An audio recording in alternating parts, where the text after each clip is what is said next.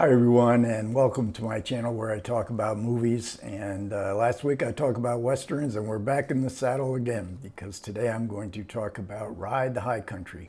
And this is a 1962 western directed by Sam Peckinpah, starring Joel McCrea, Randolph Scott, Mariette Hartley in her debut role. And I was asked to do a video on this by a comment I got from a viewer of on my last video on the renowned westerns, which were the 5 movies that I talked about last week. Bud Bedecker directed, Randolph Scott being the star of all 5. These are from the 1950s, and as this viewer pointed out, Ride the High Country is a very valuable film as far as its transitional place between the B-westerns of the 50s and the westerns that were to come once the production code disappeared, and the influence of the Vietnam War and the ultraviolence that would come, which Sam Peckinpah, the director of Ride the High Country, certainly brought into being in Hollywood films, not just westerns. So Ride the High Country is really an elegy. It's an elegy for the Old West, and with 2 of the great western stars of all time, Randolph Scott and Joel McCrea, who made so many westerns, especially in the post-World War II era. So this is Scott's last film. I believe he's 62 at the making of this film. Joel McCrea did make a couple other films later on in the 1960s, but they were a very little note. I'd never heard of them. So for all intents and purposes, McCrea, who I think was 59 here, it really is his last major film. And they're both playing retired U.S. Marshals. But Randolph Scott is a carnival huckster, and he is discovered by Joel McCrea's character and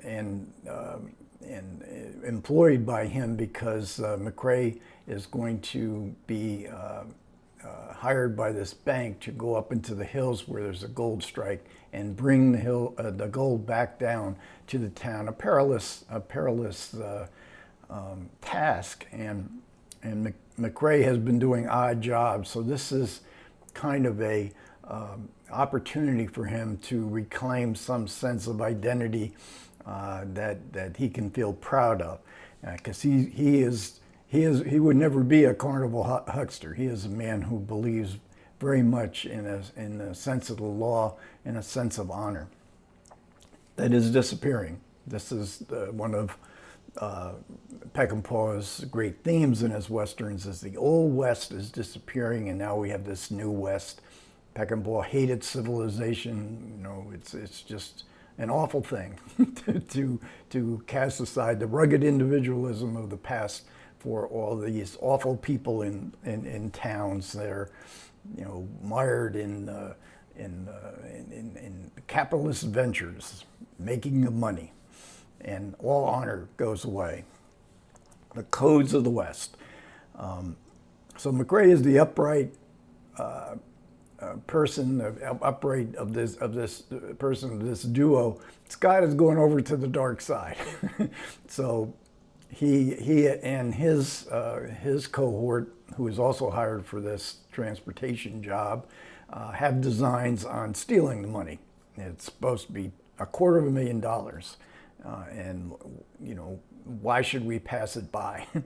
And he tries to kind of convince the Joel McCrea character that there's no Medicare, there's no Social Security, there's nothing for us. We've served, as U.S. Marshals, and now we're just cast aside. We're meaningless. What difference does it make? There is no moral code that we have to adhere to. And then a girl gets tangled up, a runaway girl. She wants to go and marry one of the miners up in this gold strike town, and getting away from her fire and brimstone father. she becomes the instigator of the violence in the movie. It's not really, in the end, it's not about the goal. It's about her naivety. So the film, and some of Sam's films in general, especially Straw Dogs, has very much a gothic feel to it. And here we have the damsel in distress who must be saved. But of course, this is an elegy. It's about the passing of the West. We see automobiles, which is, you know, one of the worst things you could find in fact, the Ballard Cable Ho, the automobile becomes the villain.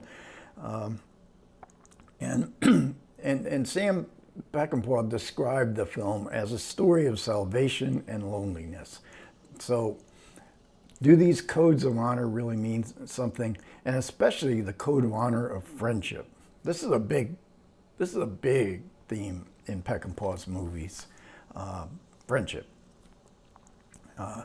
Now, McCrea, what's interesting, McCrea and Scott had the opposite role in the beginning. And then they told Peckinpah both of them were just uncomfortable playing those parts, so they changed.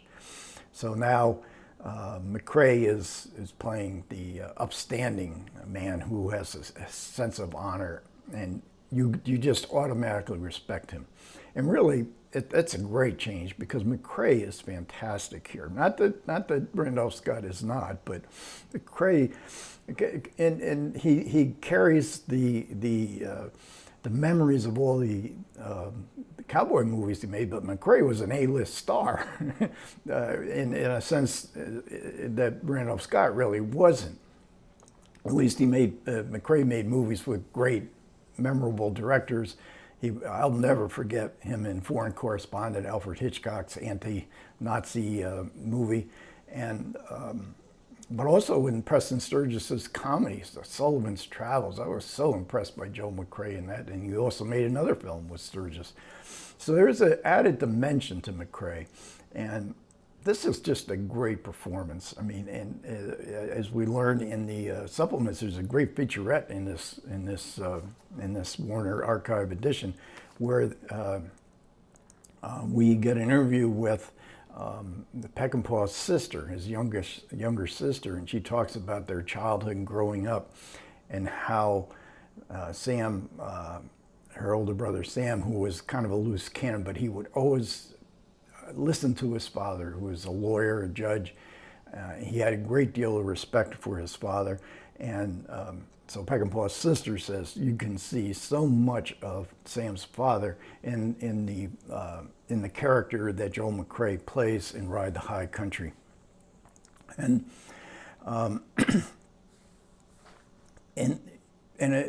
there's lots of great moments in this film, but I think one of the best things is the strict moral code that Joel McCrea has, but he's confronted with the idea of good and evil, in which he sees as sort of black and white. And there's a great moment in the movie where he has to contemplate that maybe there are gradations there's gray areas in his adherence to the law, which is what Peckinpah's father was also dedicated to. So how does it compare in the transition to Bud Boetticher in his Westerns? Now, Boetticher is very bleak, mythical filmmaker in these Randolph Scott Westerns. They're much lower budget. You could say that Sam is also a very bleak and very nihilistic director, but Sam is a sentimentalist. Peckinpah made sentimentalist movies.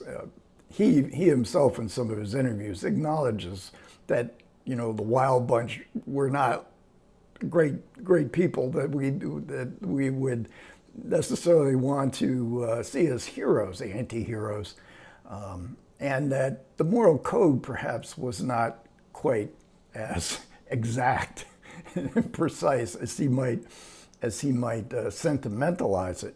And that's one thing Boetticher does not do. He does not sentimentalize. There's duels. Randolph Scott always has to figure out a way out of what he's doing. And part of that, I think, is due to the fact that Bud Boetticher was not, he always said in his interviews that he was making movies. He wasn't necessarily making Westerns. It just happened to be that Westerns were popular then, and he had the idea, or he had the opportunity to make films that were Westerns. But he never had any great feel for the West, never had any great interest in it. Unlike Peckinpah, who grew up on a ranch, was always riding horses, he hunted, he fished. He has a real feel for it, and that comes through in his films. This personal attachment to the mythology of the West. But it sometimes gets in the way, his sentimentality. But as far as Ride the High Country, this is such a film dominated by its two stars that, I mean, it's mythic even unto itself because of their association. Not so much Peckinpah's association in his personal life with the West, but with these two great stars. And and I have to say, I'm going to say something controversial. This is my favorite Peckinpah Western. I like this movie. The Wild Bunch, you know, Sam invented he discovered the appetite in audiences for ultra-violence. And with the Wild Bunch, even in 1969, when I first saw the Wild Bunch, I thought he got carried away. I think most people in the audiences, in audiences that watched the Wild Bunch, thought that this was too much. And that was my feeling then. I did a video on the Wild Bunch earlier this year, and I still feel that way, that Sam kind of lost control of what he was trying to say with violence, and it came out wrong. I don't think there's any doubt that it came out wrong, because what he did was he uncovered this great appetite with some members of the audience to see ultraviolence. It was fun. It was exhilarating to see all this. Cinema in and of itself has a great power to show violence, and people are just, and they either fall in love with, and oh, let's watch more violent movies, which Sam unfortunately had to kind of top himself as his career went by, or you're just turned off by it. It's just too much. It's too ridiculous. It becomes almost ridiculous. But in Ride the High Country, we have a moral center, which is Joel McCrea in the film, and that I think elevates the film. There is not a moral center, I don't think, in the Wild Bunch and in some of his other films as well. And they can get kind of incoherent. Peckinpah is kind of incoherent in many of his interviews because I don't think he really thought through his ideas sometimes. Or he had lots of ideas, but he's not really consistent with it. Which is not to say I don't like Peckinpah's films. I do. You know, I love the Ballad of Cable Hogue. I'm a big admirer of Straw Dogs, and part of the appeal of Peckinpah is always his character actors and the people he surrounds his heroes with. And we get Mariette Hartley. How did she not become a big star? She's still working, and you know, in television, and she's just fantastic in this in her debut performance. She was a stage trained actress, but we get some other great people in this film. James Drury, who would soon become the Virginian on television, and Peckinpah had worked with him. The Peckinpah was known, you know, as far as in television, he was very creative. He created a critically acclaimed series called The Westerner, which I loved, but didn't last very long. I have to mention Percy Helton. he pops up as the employer, the head of the bank that employs Joel McCrea to bring the gold from the hills down to the bank. But we get the first appearances of what would become Peckinpah regulars: R.G. Armstrong, L.Q. Jones, Warren Oates. They're all fantastic, as is James Drury. So how did the film do? It was made for MGM. This is a Warner archive, but it was made for MGM. They had a regime change The new head of production thought it was a lousy film. It was released. I came across the New York Times review from 1962, and it was released on the bottom half in New York City, the bottom half of a double bill. The top bill was a movie called The Tartars, one of these historical epics with Orson Welles and Victor Mature, and Ride the High, which the Howard Thompson, the reviewer of the New York Times, absolutely panned. And then he said, "But wow, what a film!" in the bottom half of this double bill and Ride the High Country, and really a rave review. And Ride the High Country did get some rave reviews. Peckinpah was known. He did not just for his Western television, but he did, there was a prestigious ABC show where they had hour-long movies of some famous literary works, and Peckinpah did a adaptation of Noon Wine, which was a Catherine Ann Porter novella, and that got terrific notices. So he was known as an up-and-comer, even though if the studio heads, Sam hated authority. You know, he had to do everything his own way. There's a commentary on here on Ride the High Country that Nick Redman sort of hosts the three main Peckinpah biographers, and they appear on some of the other Peckinpah Blu-ray editions. It's a very worshipful, just like the other ones. I mean, Sam can do no wrong. Every scene is brilliant. Every performance, every moment. It gets a little bit boring after a while, because they sort of trip over each other in their worshipful attitudes. But there is some good information along the way as well. But what's really interesting here is the aforementioned featurette with Peckinpah's younger sister. Was from 2007, I 6 or 7 for the DVD, when the commentary was also recorded. And this just gives a great insight into the Peckinpah family, how Peckinpah developed his relationship with his mother, with his father. If you're a fan of Peckinpah's films, and you know, then you know some of the aspects that in his films that are consistent. It all comes from childhood. It's just about everything else does in life. So thanks a lot to Como 801 for prompting me to make this video and Ride the High Country. I hope I did it at least a little bit of justice. Thanks a lot for everybody who managed to listen. I do appreciate it. Comments are welcome. Take care.